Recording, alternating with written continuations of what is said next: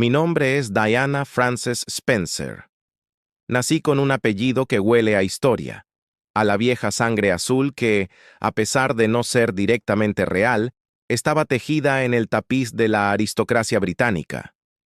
No nací en un palacio, sino en una gran casa de campo, Park House, en la finca de Sandringham.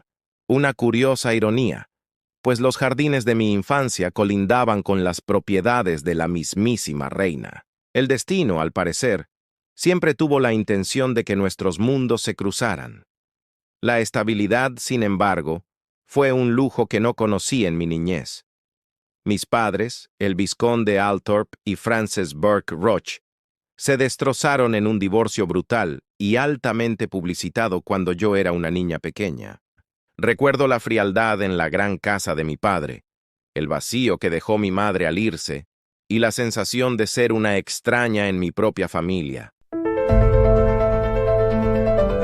En una monarquía envuelta en secretos y apariencias, surgió una mujer que conquistó corazones, pero desafió al poder más implacable del mundo, Lady Diana Spencer, la princesa de corazones y de dolor.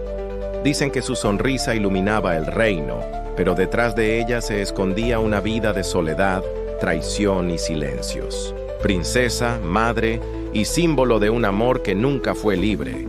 Su historia no terminó en un palacio, sino en una noche que el mundo jamás olvidará. ¿Desde dónde nos estás viendo? Escríbelo en los comentarios, y si te apasionan estas historias reales que marcaron al mundo, te invito a suscribirte para no perderte las próximas. Este abandono temprano me dejó una herida que nunca cerró, una necesidad desesperada de amor y de ser necesitada, un hambre que más tarde me definiría y, quizás, me condenaría. Mi educación fue errática, mi intelecto nunca brilló en las aulas, era mejor con la gente, con los niños. Al regresar de un breve y decepcionante paso por un internado en Suiza, me instalé en Londres. Compartía un piso modesto, trabajaba dando clases de baile, limpiando casas y, finalmente, como asistente en un jardín de infancia en Pimlico. Yo era, a mis 19 años, una chica común de clase alta. Usaba suéteres gastados, soñaba con la normalidad y buscaba el amor en los lugares equivocados. Y luego, él apareció. Conocí al príncipe Carlos por primera vez en mi adolescencia, cuando él salía con mi hermana mayor, Sara. Él era la figura más elegible del planeta, el sol del que giraba el sistema de la monarquía. Pero en 1980, en una barbacoa campestre, nuestras miradas se encontraron de una manera diferente. Yo, inocente y dulce, le ofrecí unas palabras de consuelo sobre la reciente muerte de su tío abuelo, Lord Mountbatten. Él se sintió conmovido. Vio en mí la frescura, la timidez y la idoneidad que el palacio buscaba desesperadamente. El cortejo fue un torbellino vertiginoso, más un mandato real que un romance. Las citas eran esporádicas, siempre con chaperones. Fui examinada por la prensa y por la familia real con un escrutinio frío. Ellos no buscaban a una mujer, buscaban a una madre para el heredero, una figura sin pasado y con la sangre adecuada. Y yo, desesperada por llenar el vacío de mi infancia, confundí esa atención con el amor. La propuesta llegó en el cuarto de la guardería, entre juguetes y libros. Fue apresurada, casi utilitaria. Acepté. Me convertí, de la noche a la mañana, en la mujer más fotografiada del mundo. Pero incluso en ese momento de cuento de hadas, la verdad asomó su fea cabeza. Los periodistas nos rodearon para una entrevista y, al preguntarle sobre su amor por mí, él respondió con una frase que resonaría como un mal presagio en los años venideros, lo que sea que signifique enamorado. Yo sonreí, me reí, pero por dentro sentí un escalofrío. El cuento de hadas había comenzado. Pero yo ya sabía, en el fondo de mi alma de 19 años, que ese cuento no terminaría con felices para siempre. La presión era insoportable. El peso de una nación y de una corona ya estaba sobre mis jóvenes hombros. El anuncio de nuestro compromiso a principios de 1981 desató una histeria global. Dejé mi vida sencilla en el piso de Londres para instalarme en el Palacio de Buckingham, un laberinto de soledad y grandeza. Mi anillo de compromiso, un zafiro azul rodeado de 14 diamantes, era una joya hermosa, pero se sentía como una marca, una señal de propiedad que me separaba irrevocablemente del mundo que conocía. La presión mediática fue inmediata y brutal. El press pack, la jauría de fotógrafos y reporteros, me seguía a cada paso. Yo, que solo quería la tranquilidad, me convertí en la protagonista de un circo de 3 pistas. Aprendí rápidamente que la monarquía no perdonaba la debilidad. Tenía que sonreír, saludar y actuar como si estuviera a la altura de la tarea, incluso cuando el miedo me carcomía. Mi vida en el palacio, antes de la boda, fue una agonía de aislamiento. Carlos estaba constantemente de viaje o inmerso en sus propios asuntos. Yo estaba sola, perdida en salas enormes, rodeada de personal que me observaba con una mezcla de curiosidad y desdén. La única voz familiar era la de las sirvientas. Los miembros de la familia real me parecían figuras distantes, casi mitológicas, que me observaban desde lejos. Fue durante este período de soledad que la fisura que se abriría en mi matrimonio comenzó a manifestarse. La presencia de Camilla Parker Bowles se hizo un fantasma tangible. Carlos la llamaba constantemente, susurraba su nombre. Yo, joven e inocente, intentaba creer que era solo una vieja amistad. Pero la intuición, ese agudo sentido que poseemos las mujeres, me gritaba la verdad.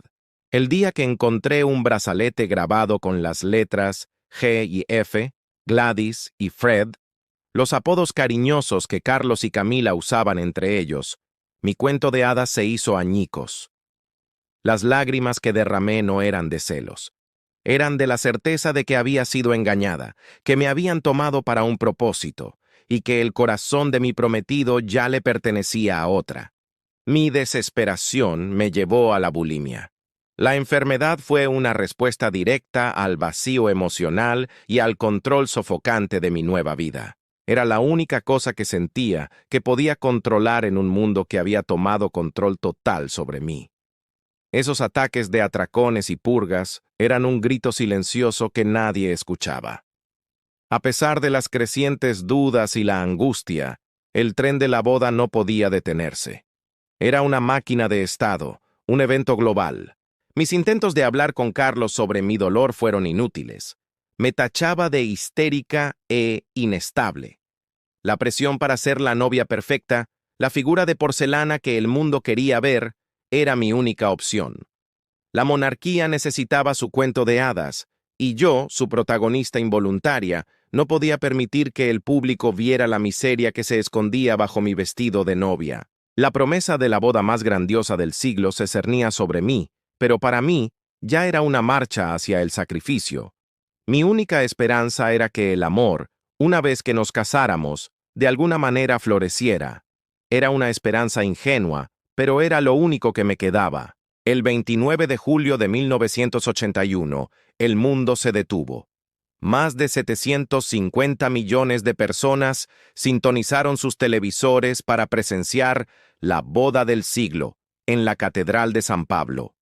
Era la coronación de un cuento de hadas, y yo, envuelta en 75 metros de tafetán de seda color marfil y una cola de 25 pies, era la novia. Me sentía literalmente como si estuviera a punto de desmayarme bajo el peso de la tela y la inmensidad del momento. Al acercarme al altar, mi visión se fijó en Carlos. Estaba buscando en sus ojos una señal, un atisbo de amor que pudiera desterrar las dudas y el fantasma de Camila. Pero en su lugar, vi la seriedad de un hombre que cumplía con su deber. Mi mente, bajo la presión, cometió un lapsus durante los votos. Invertí los nombres de Carlos, llamándolo Philip Charles en lugar de Charles Philip. Fue un pequeño error, casi imperceptible, pero para mí fue un signo de mi desesperación. El momento culminante, El beso en el balcón del Palacio de Buckingham fue la imagen perfecta.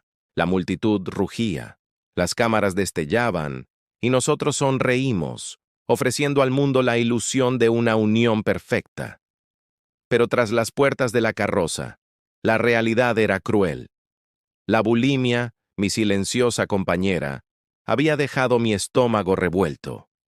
Yo estaba en un estado de agotamiento y angustia, y mi recién estrenado esposo estaba notablemente distante. La luna de miel, que debería haber sido la culminación del romance, fue un presagio de la soledad que se avecinaba. Carlos insistió en llevar una pila de libros sobre el filósofo Laurens van der Post, sus diarios y sus acuarelas. La intimidad era escasa y forzada. Recuerdo sentirme completamente sola, llorando en el camarote, mientras él se refugiaba en sus lecturas y sus llamadas telefónicas a sus confidentes. No había pasión, solo había una dolorosa sensación de inutilidad. Un día, mientras hojeaba sus diarios, encontré una fotografía oculta de Camila. No fue un acto de malicia, sino un error de su parte. Ver el rostro de mi rival en el corazón de mi luna de miel fue devastador. La realización fue aplastante. La otra mujer no era un error del pasado. Era una presencia constante y activa en nuestro matrimonio. Le confronté, y él se defendió con la frialdad de su clase, minimizando mis sentimientos. Así, la boda del siglo terminó, no con un felices para siempre, sino con la certeza de que yo había entrado en un matrimonio de 3. La presión por concebir un heredero era inmediata, la única función que la corona realmente requería de mí en ese momento, y yo, desesperada por una conexión, por tener algo que fuera únicamente mío, me aferré a la idea de la maternidad. La princesa de Gales había entregado su cuerpo y su vida a la monarquía. Ahora, solo esperaba que su vientre pudiera darle el amor que su marido le negaba. La esperanza de un hijo se convirtió en mi último y más desesperado ancla. La presión por un heredero era tan palpable como el aire viciado de las habitaciones de palacio. Yo sabía cuál era mi único y verdadero propósito en ese matrimonio: asegurar la línea de sucesión. Paradójicamente, el embarazo se convirtió en mi único refugio. Era la primera vez que sentía que tenía un valor irrefutable para la familia real. Mi cuerpo, al menos, cumplía su función. El nacimiento de nuestro primer hijo, Príncipe William Arthur Philip Louis, el 21 de junio de 1982, fue un evento que cambió mi vida. Al sostenerlo por primera vez, sentí un torrente de amor incondicional que nunca antes había experimentado. William se convirtió en el ancla que necesitaba desesperadamente, la única persona en ese mundo frío y formal que me pertenecía por completo. Me negué a seguir muchas de las viejas tradiciones reales. Insistí en criarlo yo misma, contraté a una niñera que yo elegí, y para horror de la casa real, lo llevé conmigo en giras oficiales. Yo no quería que mis hijos sufrieran el abandono emocional que yo había sentido. Sin embargo, la alegría de la maternidad no pudo desterrar la sombra que se cernía sobre mi matrimonio. Mi batalla contra la bulimia se intensificó. Era mi manera de protestar contra el control, el único dominio que sentía tener sobre mi vida. La enfermedad era un secreto abierto en el palacio. Los ataques y las purgas eran mi grito silencioso. La monarquía, que me exigía perfección pública, no sabía cómo lidiar con una emoción tan cruda.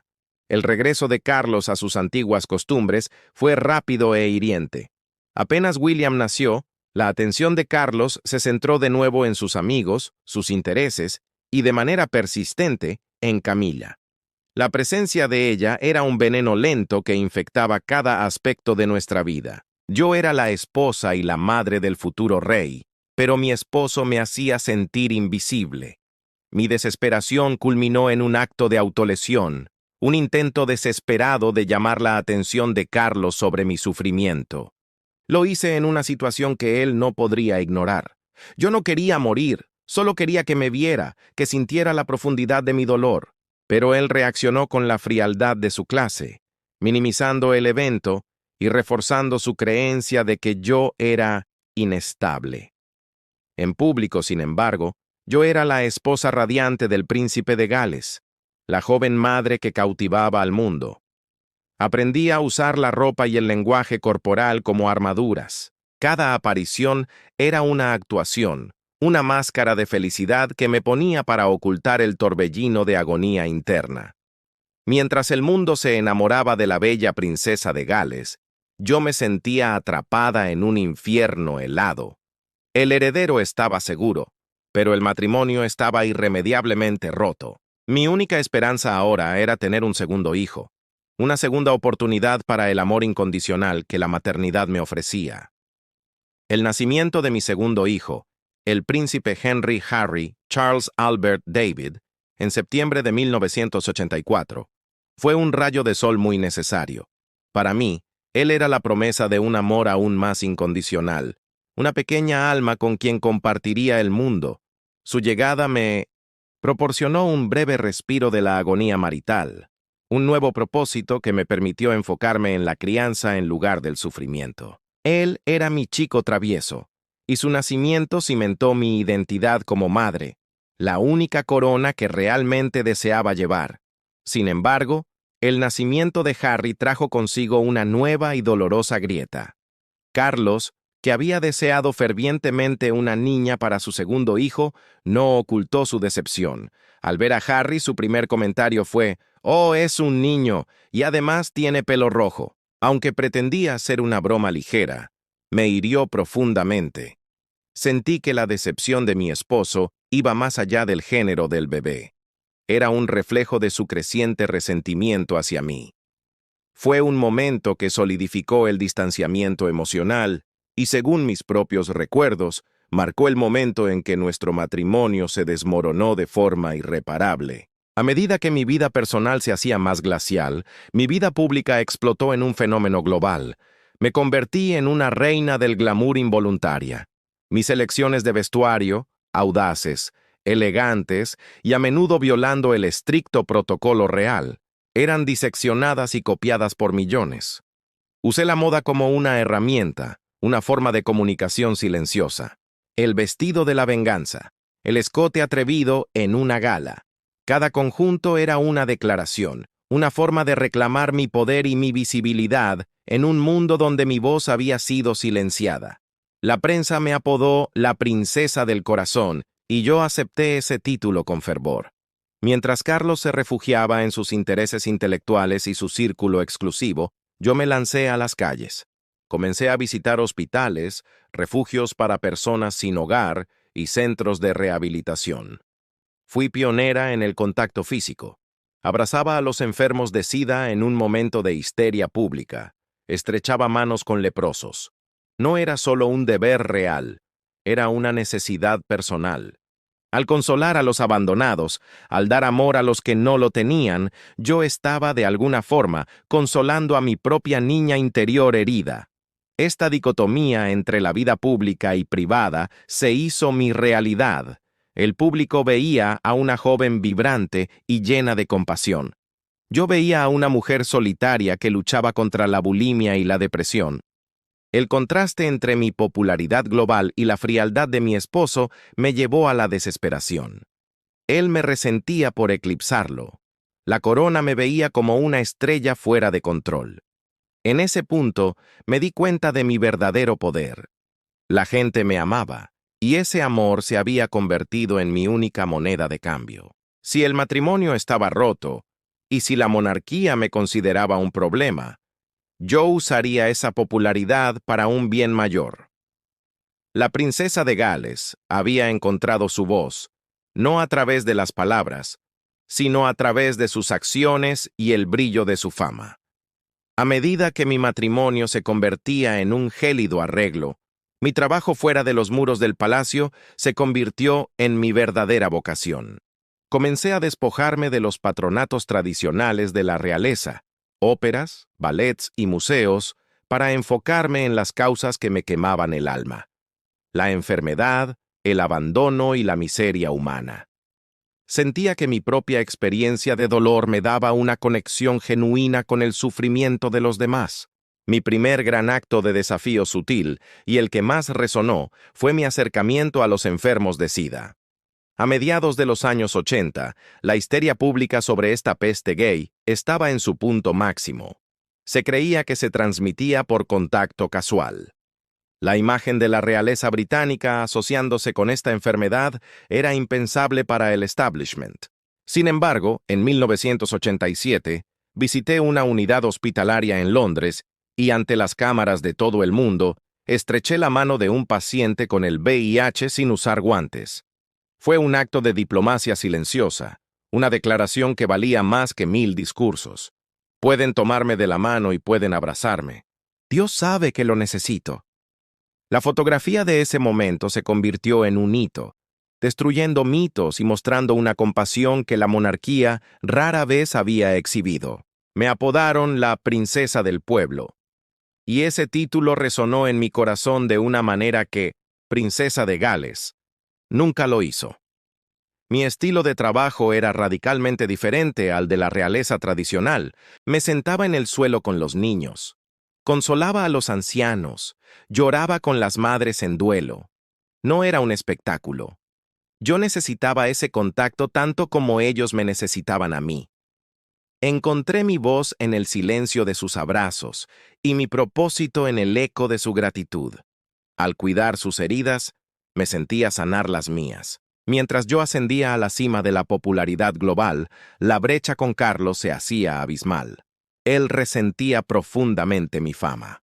Mis triunfos humanitarios eran vistos en el palacio no como un mérito, sino como un peligro para su propia posición. Un día me espetó que yo solo usaba las causas serias para robar el protagonismo. El amor que recibía del público solo alimentaba la frialdad de mi esposo. Pero yo había encontrado mi camino. Había convertido la miseria de mi matrimonio en una plataforma para el bien. Mi sonrisa pública era más amplia y más genuina que nunca, pero no por mi vida personal, sino por la alegría que encontraba en mi trabajo. La monarquía me había dado un título y un escenario, y yo, a pesar de sus deseos, había decidido usar ese escenario para algo más que cortar cintas. La princesa de Gales, la figura de cuento de hadas, había evolucionado a la princesa humanitaria, una fuerza que la corona ya no podía controlar. Y con esta nueva confianza, me sentí lo suficientemente fuerte como para enfrentar la miseria de mi matrimonio de una vez por todas. El conflicto ya no podía ser ocultado, era hora de llevar la guerra al campo abierto. A finales de los años 80, nuestro matrimonio había descendido al campo de batalla abierta. Ya no vivíamos como marido y mujer, sino como rivales forzados a compartir un escenario público. El aislamiento que sentía se había transformado en una rabia sorda, y mi necesidad de amor me llevó a buscar consuelo fuera de las paredes de palacio. Yo me sentía justificada. Mi esposo había roto sus votos mucho antes que yo. Mi primera relación significativa fue con un oficial de caballería, el apuesto y reservado James Hewitt. Él me ofreció la atención, la calidez y el sentido de valor que Carlos me negaba. Encontré en él una especie de refugio, una escapada de la gélida atmósfera de la realeza. Nuestros encuentros eran un riesgo enorme, pero la adrenalina de mantener el secreto y la necesidad de sentirme amada eran más fuertes que el miedo al escándalo. Por primera vez en mi matrimonio, sentí que mi corazón no estaba completamente solo. Pero Carlos tampoco estaba inactivo. Su relación con Camilla Parker Bowles ya no era un secreto susurrado. Era un hecho aceptado dentro de su círculo. Su conexión era profunda, intelectual y emocional, algo que yo, la chica tonta de 19 años, nunca pude igualar. La evidencia se hizo brutalmente pública. En 1992, la transcripción de una conversación telefónica privada entre Carlos y Camilla de 1989 fue filtrada a la prensa. El infame Camilla Gat no solo era obsceno, era una prueba devastadora e innegable de la intimidad profunda que compartían. Escuchar a mi esposo expresarle a otra mujer el deseo de ser su tampón era la humillación más pública y cruda que podía imaginar. Yo me negué a ser la víctima silenciosa. Mi desesperación me llevó a aliarme con fuerzas que la monarquía despreciaba, la prensa. Aunque siempre había temido y resentido a los paparazzi, Entendí que ellos eran mi única arma. Empecé a utilizar mis apariciones públicas para enviar mensajes cifrados, a menudo llorando ante las cámaras, haciendo un uso maestro del lenguaje corporal para transmitir mi angustia. El punto de no retorno se alcanzó con mis propias revelaciones. La prensa comenzó a publicar detalles sobre mis propios asuntos extramaritales, incluido el de Hewitt. Mi reputación, la de la princesa de Gales, fue arrastrada por el lodo, pero yo había logrado un objetivo. El mundo entero sabía que mi matrimonio no era el cuento de hadas que les habían vendido. El clímax de esta guerra llegó con un acto de audacia que impactó al palacio. En 1992, el primer ministro John Major anunció la separación oficial de los príncipes de Gales. El anuncio fue formal y frío, pero la realidad era que ambos habíamos luchado hasta la extenuación. La guerra de Gales había terminado. No había vencedores. Solo había dos almas heridas y un imperio tambaleante que intentaba desesperadamente controlar la narrativa. El divorcio, lo sabíamos ambos, era solo cuestión de tiempo. La separación oficial en 1992 fue el final de la fachada, pero el verdadero estallido aún estaba por venir. Yo estaba cansada de ser silenciada, cansada de que mi sufrimiento fuera minimizado como histeria o inestabilidad. El palacio controlaba cada filtración, cada titular, pintándome como la desequilibrada que no se adaptaba al molde. Decidí que, si iba a ser juzgada, al menos el mundo escucharía la verdad desde mi propia boca. Mi acto de insubordinación más audaz fue mi colaboración secreta con el periodista Andrew Morton. Me reuní clandestinamente con él, grabando horas de conversación. No podía hablar directamente, pero mis amigos actuaron como mensajeros, llevando cintas de audio al escritor. En esas grabaciones, mi voz temblaba al describir la agonía de mi vida real, la bulimia, mis intentos de autolesión, el conocimiento devastador de la relación continua de Carlos con Camila y la frialdad total de la familia real ante mi desesperación. Cuando el libro, Diana, Her True Story, fue publicado en 1992, fue una bomba nuclear que estalló en el corazón de la monarquía. El impacto fue sísmico. El público no podía creer que la princesa del cuento de hadas viviera tal infierno. Las ventas se dispararon, y las historias de mis luchas internas y de las infidelidades de Carlos eran el tema de conversación mundial. El palacio, por supuesto, negó cada palabra con furia, llamando al libro una ficción barata. Pero la verdad tenía un peso innegable. La publicación del libro fue, de hecho, mi declaración de independencia. Me liberó del silencio, le dio voz a mi dolor y me permitió reclamar mi narrativa. La opinión pública se volcó a mi favor. Yo ya no era solo la víctima. Era la que se atrevía a hablar contra una institución arcaica. Este fue también el período en el que Carlos intentó desesperadamente salvar su propia imagen. En 1994, él concedió una entrevista de televisión con Jonathan Dimbleby. En ella admitió su adulterio, justificándolo con la fría excusa de que solo fue después de que el matrimonio se hubiera roto irremediablemente. Su admisión fue un shock, pero para mí fue una reivindicación. Por fin, el mundo escuchó que yo no había inventado a la tercera persona en mi matrimonio.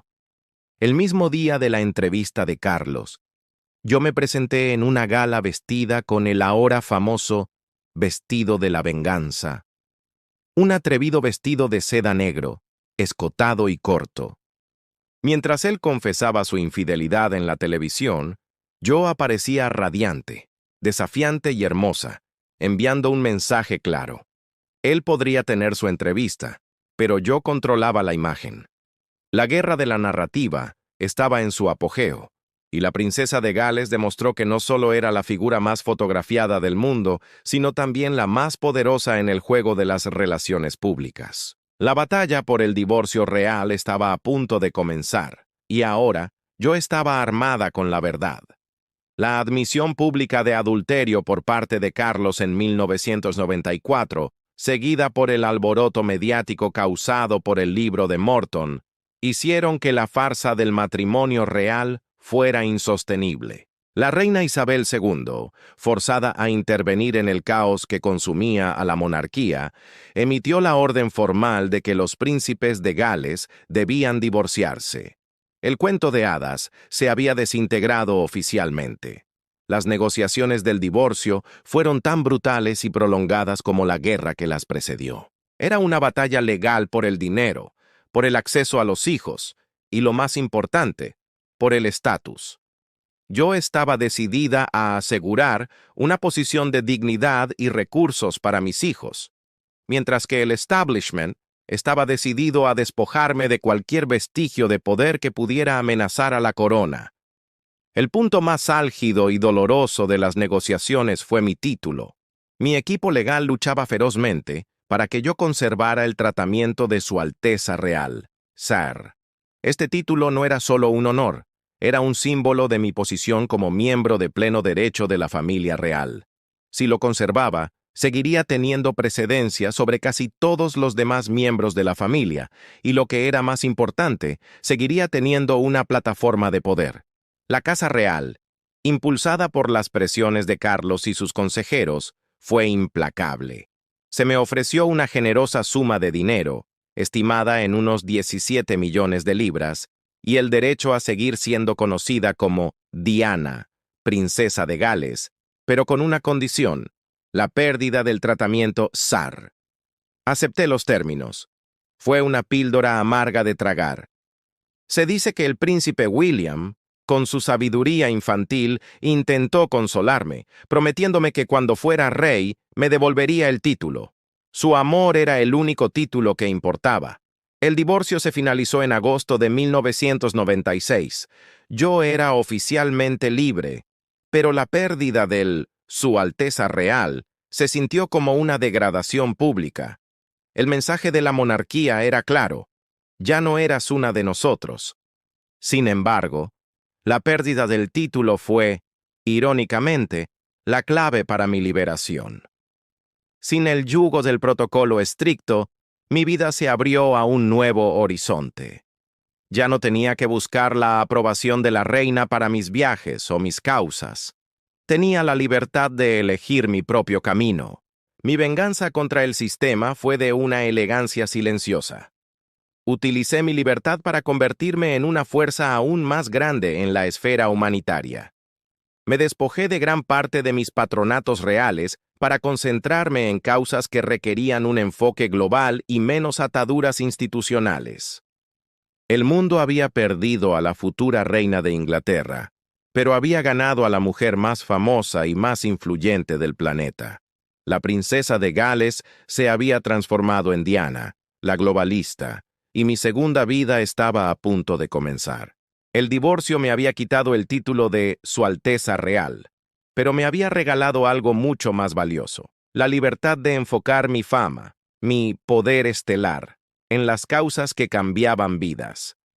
Me despojé de la mayoría de mis 100 patronatos, conservando solo un puñado que sentía que podía servir con absoluta dedicación.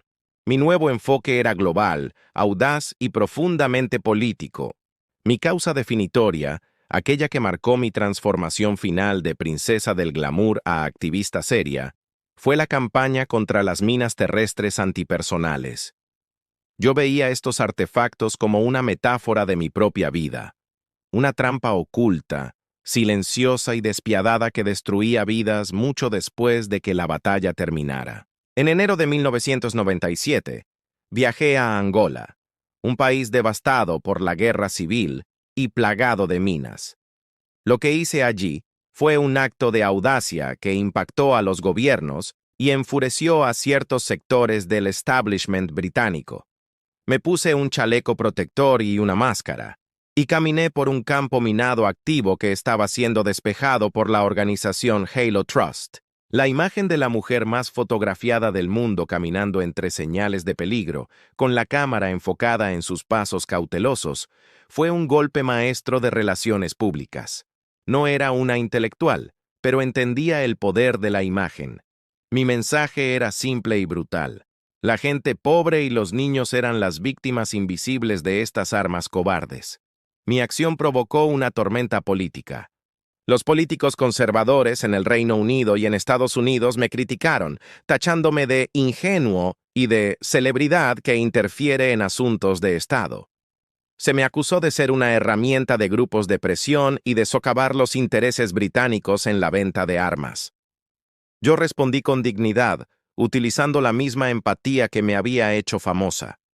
Visité a las víctimas, especialmente a los niños que habían perdido sus extremidades. Los abracé y besé sus cicatrices. Al igual que hice con los enfermos de SIDA, demostré que eran seres humanos dignos de amor y atención.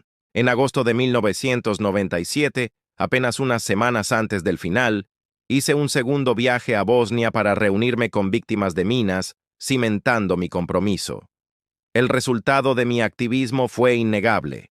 Mi participación elevó la causa al escenario global, galvanizando la opinión pública de una manera que los diplomáticos nunca podrían haber logrado. El Tratado de Ottawa, que prohibió las minas terrestres, fue firmado solo unos meses después de mi muerte, y mi legado fue fundamental para su realización.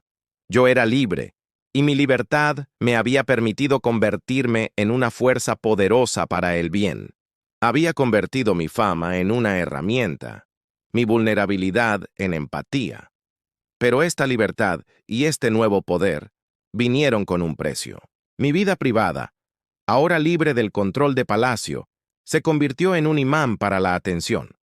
La búsqueda incesante de la prensa por mi vida amorosa se intensificó, llevándome a un verano que sería mi último.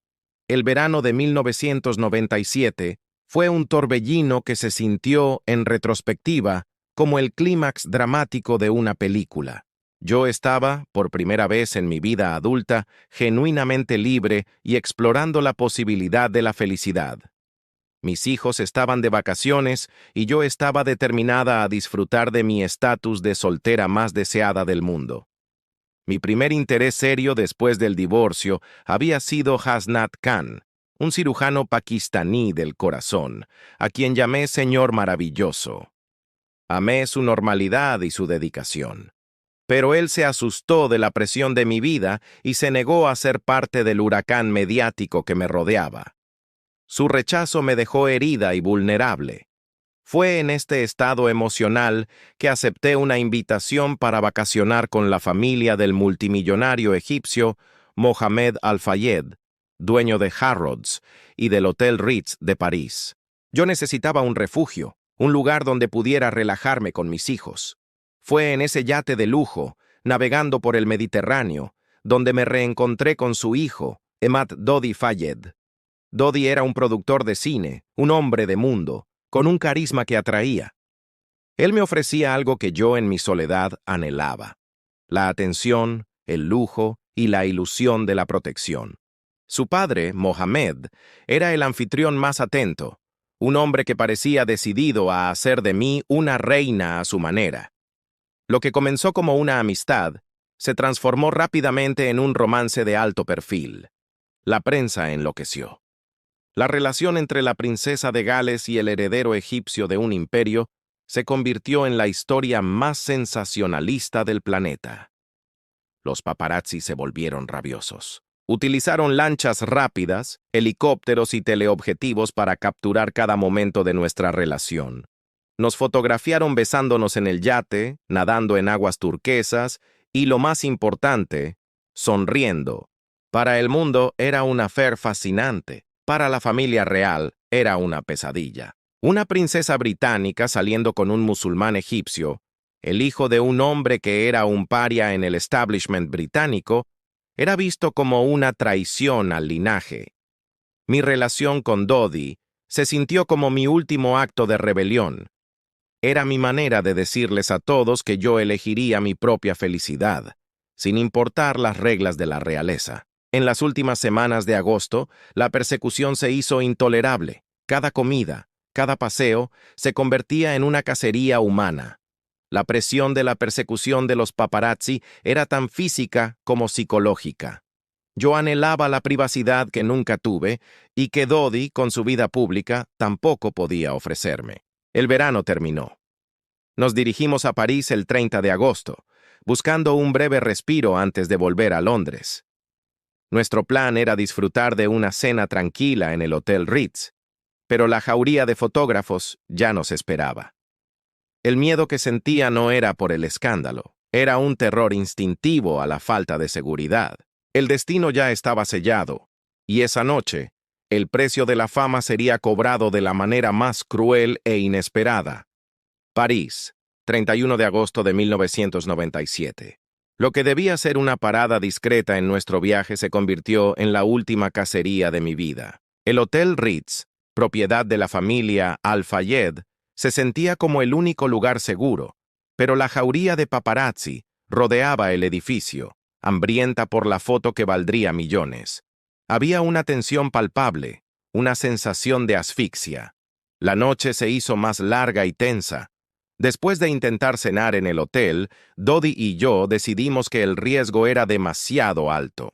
Teníamos que escapar de esa presión, aunque solo fuera para llegar a su apartamento privado. Se ideó un plan de distracción. Un coche señuelo saldría por la entrada principal para atraer a los fotógrafos. Poco después de medianoche, entramos en un Mercedes S280 que nos esperaba en la parte trasera del hotel. Nos acompañaban nuestro chofer, Henry Paul, el jefe de seguridad del Ritz, y Trevor Rhys-Jones, el guardaespaldas de Dodi. Mi única esperanza era la velocidad, la oscuridad y la posibilidad de que la maniobra de distracción funcionara. Pero la maniobra falló. Los paparazzi, astutos y despiadados, se dieron cuenta del engaño y nos persiguieron sin piedad. El chofer, un hombre que se sentía presionado para escapar de la avalancha de motocicletas que nos seguían, aceleró. Era una carrera desesperada, una persecución frenética a través de las calles de París. La velocidad era excesiva. Las luces de los flashes que nos seguían eran cegadoras. Sabíamos que estábamos en peligro. Y en ese momento, en la oscuridad del coche, mi corazón latía con un miedo animal. No era el miedo a la monarquía, ni a la crítica, sino el miedo primario a la pérdida de control. Y entonces, todo se detuvo. El Mercedes, a alta velocidad, se estrelló violentamente contra el 13º pilar del túnel del Puente del Alma. El sonido fue ensordecedor. El impacto fue total. El silencio que siguió fue más aterrador que el ruido. Había un olor a aceite y metal retorcido. Yo estaba sentada en el asiento trasero, atrapada, herida de muerte. Mi mente, aunque en un estado de shock, todavía registraba los flashes. Incluso en ese momento final, los paparazzi llegaron al lugar del accidente, apuntando sus lentes a los restos del coche, capturando la escena con la misma avaricia que habían mostrado toda mi vida. Dodi Fayed y el chofer murieron instantáneamente. El guardaespaldas Rhys-Jones fue el único superviviente, gravemente herido. Yo fui extraída del coche por los equipos de emergencia y en la ambulancia se me transportó al hospital Pitié-Salpêtrière.